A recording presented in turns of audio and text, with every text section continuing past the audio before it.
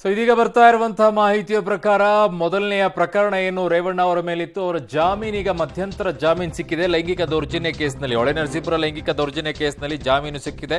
ಮನೆ ಕೆಲಸದಕ್ಕೆ ಕೊಟ್ಟಂತಹ ಕಂಪ್ಲೇಂಟ್ ಆಧಾರದ ಮೇಲೆ ಅವರನ್ನ A1 ಆರೋಪಿಯನ್ನಾಗಿ ಮಾಡಿದ್ರು. ಮಧ್ಯಂತರ ಜಾಮೀನನ್ನ ಈಗ 42ನೇ ACMM ಕೋರ್ಟ್ ನೀಡಿದೆ. ಷರತ್ತುಬದ್ಧ ಮಧ್ಯಂತರ ಜಾಮೀನು ಜೊತೆಗೆ 5 ಲಕ್ಷ ಬಾಂಡ್ ಅನ್ನ ಹೇಳಿದ್ದಾರೆ.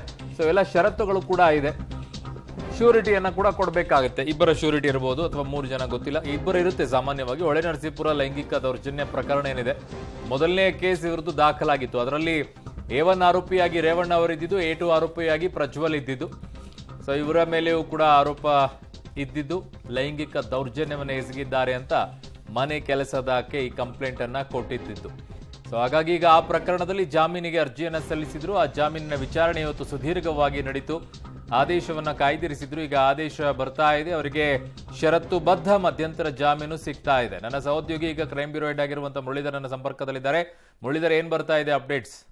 ಅರುಣ್, ಏನಂದ್ರೆ ಜಾಮೀನು ಅರ್ಜಿಯನ್ನ ವಿಚಾರಣೆಗೆ ಕೈಗೆತ್ತಿಕೊಳ್ಳಲಾಗಿತ್ತು. ಕೈಗೆತ್ತಿಕೊಂಡ ಬಳಿಕ ಒಂದಷ್ಟು ವಿಚಾರಗಳನ್ನು ಕೂಡ SIT ಅಧಿಕಾರಿಗಳು ಆಕ್ಷೇಪಣೆಯ ಮೂಲಕ ಸಲ್ಲಿಕೆಯನ್ನ ಮಾಡಿದ್ರು. ಅಂದ್ರೆ ರೇವಣ್ಣ ಅವರು ಇದುವರೆಗೂ ವಿಚಾರಣೆಗೆ ಬಂದಿಲ್ಲ ಮತ್ತು ವಿಚಾರಣೆಗೆ ಸಹಕಾರ ಮಾಡಿಲ್ಲ. ಆ ಹಿನ್ನೆಲೆಯಲ್ಲಿ ಅವರನ್ನ ನ್ಯಾಯಾಂಗ ಬಂಧನಕ್ಕೆ ಕಳಿಸ್ಕೊಡ್ಬೇಕು ಅಂತ ಹೇಳಿ SIT ಪರ ವಕೀಲರು ಮನವಿಯನ್ನ ಮಾಡಿದ್ರು. ಆದ್ರೆ ರೇವಣ್ಣ ಪರ ವಕೀಲರು ಕೂಡ ಒಂದಷ್ಟು ವಾದವನ್ನ ಮಂಡಿಸಿದ್ರು. ಅದರಲ್ಲಿ ಬೇಲೆಬಲ್ ಸೆಕ್ಷನ್ಸ್ ಇದೆ. ಬೇಲೆಬಲ್ ಸೆಕ್ಷನ್ಸ್ ಇರೋ ಹಿನ್ನೆಲೆಯಲ್ಲಿ ಯಾವುದೇ ರೀತಿಯ ಅವರನ್ನ ಬಂಧನಕ್ಕೊಳಪಡಿಸುವಂತದ್ದು ಅಥವಾ ನ್ಯಾಯಾಂಗ ಬಂಧನಕ್ಕೆ ಕಳಿಸುವಂತದ್ದು ಸೂಕ್ತ ಅಲ್ಲ ಅಂತ ಹೇಳಿ ವಾದವನ್ನ ಮಂಡನೆ ಮಾಡಿದ್ರು. ಎರಡೂ ಕಡೆಯಲ್ಲಿ ವಾದ ಪ್ರತಿವಾದವನ್ನ ಆಲಿಸಿದಂತೆ ನ್ಯಾಯಾಲಯ ಇವಾಗ ಮಧ್ಯಂತರ ಜಾಮೀನನ್ನ ಮಂಜೂರು ಮಾಡಿದೆ. ಮಧ್ಯಂತರ ಜಾಮೀನನ್ನ ಮಂಜೂರು ಮಾಡಿ ಮತ್ತೆ ನಾಳೆಗೆ ಮುಖ್ಯ ಅರ್ಜಿ ವಿಚಾರಣೆಯನ್ನ ಕೈಗೆತ್ತಿಕೊಳ್ತೀನಿ ಅಂತ ಹೇಳಿ ಕೂಡ ಹೇಳಿರುವಂತದ್ದು.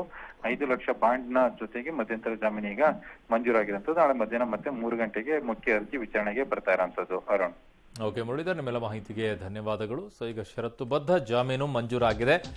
ಮೊನ್ನೆ ಸಿಕ್ಕಿದ್ದು ಜಾಮೀನು ಅವರಿಗೆ ಕಿಡ್ನ್ಯಾಪ್ ಪ್ರಕರಣದಲ್ಲಿ. ಅದು 2ನೇ ಕೇಸು. ಮೊದಲನೆಯ ಕೇಸ್ ಇದ್ದಿದ್ದೆ ಲೈಂಗಿಕ ದೌರ್ಜನ್ಯ ಕೇಸ್. ಈ ಕೇಸ್ನಲ್ಲಿ ಅವರಿಗೆ ಈಗ ಜಾಮೀನು, ಮಧ್ಯಂತರ ಜಾಮೀನು ಸಿಕ್ಕಿದೆ.